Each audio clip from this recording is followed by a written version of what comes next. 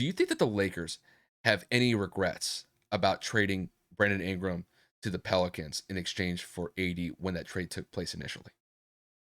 I mean, I think it depends on what Laker fans you're talking to. I think it really depends on who you're talking to for that matter. The Lakers got a championship in 2020, but some are saying that that doesn't necessarily count because it was the bubble.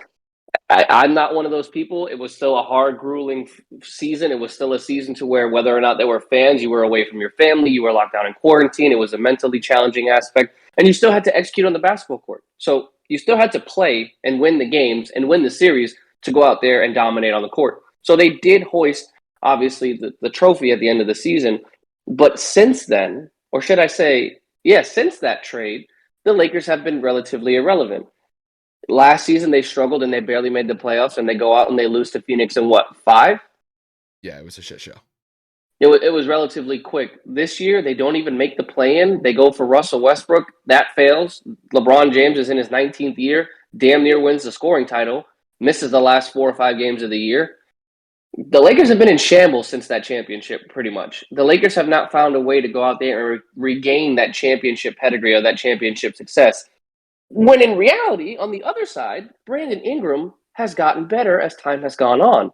He has averaged almost 24 points since he's gotten out there to New Orleans. This year, he took a little bit of a dip and he was at 23-8. Now he's at 22-2 or 22-7 in terms of points per game.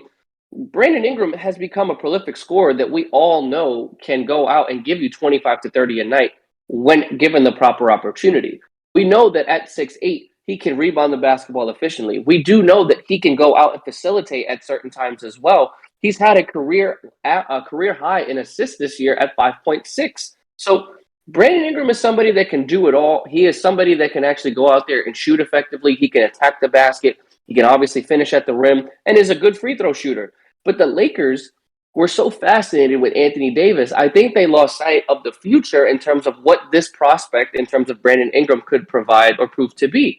Lonzo Ball is another person. Josh Hart is another person that all went in that package. And we all know that Lonzo Ball ended up panning out very well, aside from him being injured this year. One of the better guarding defensive point guards out there, one of the better rebounding guards. His jump shot significantly improved and was upwards of almost at the 40% clip from 3-point percentage, and free throw percentage increased. Then you look at Josh Hart, mainly known for his role off the bench, somebody that is known for more of his defensive presence. He was actually doing good in New Orleans, and he actually dropped almost 40 to 50 points out there in Portland when given the right opportunity. Again, this just proves the point. I think Los Angeles just got championship heavy, as most teams do. And when you have an opportunity to go get a player like AD, you do it. I don't regret it. I would have done it 10 out of 10 times as well because they won the championship from that decision. But AD's been hurt the last couple of seasons.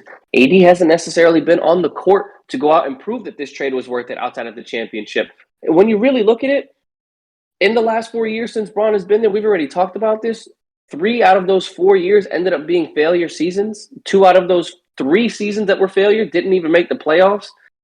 I don't know, man. Like I said, it really does depend on who you're asking because this man Brandon Ingram just carried an eighth seed. Technically, they were the 10th seed or the ninth seed going into this, Hmm. into a victory in the postseason against the number one seeded Phoenix Suns with 37 points. Hey man, all I'm saying is I get both sides, but I think LA is looking at this saying, "Damn, we may have pulled the trigger just a little too quickly." Kevin, this story gives me stress, bro. It stresses me out to talk about this because I got to talk about my team, and I hate talking about my team based on the season that they had. It was a failure this year. The way that I see it is that Brandon Ingram is proving his worth this playoff run.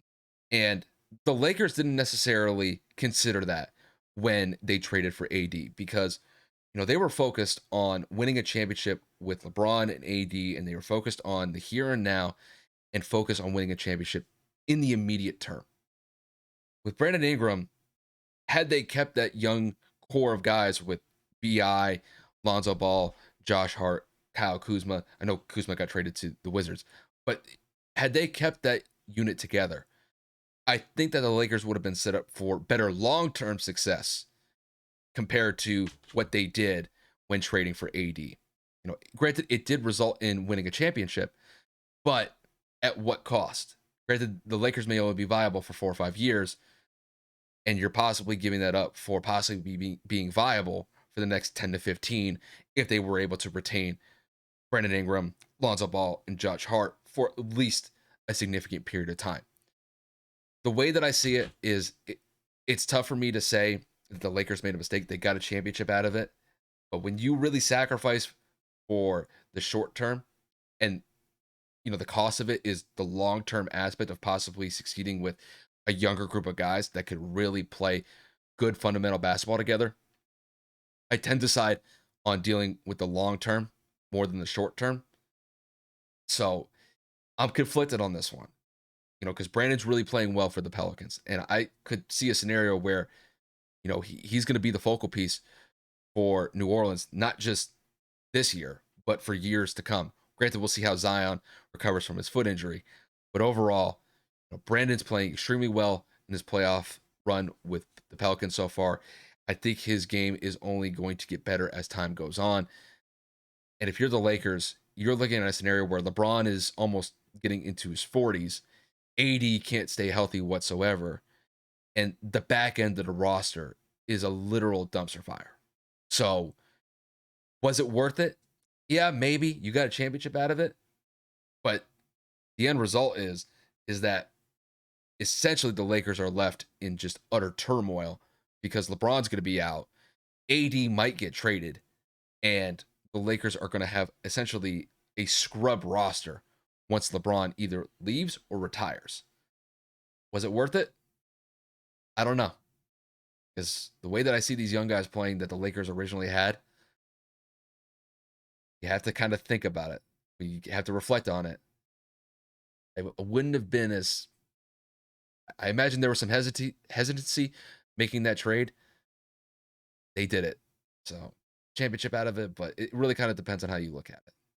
So, the way that I see it is I think by and large, I think they'll have made a mistake looking back on it. That's me looking at hindsight. So, what do I know?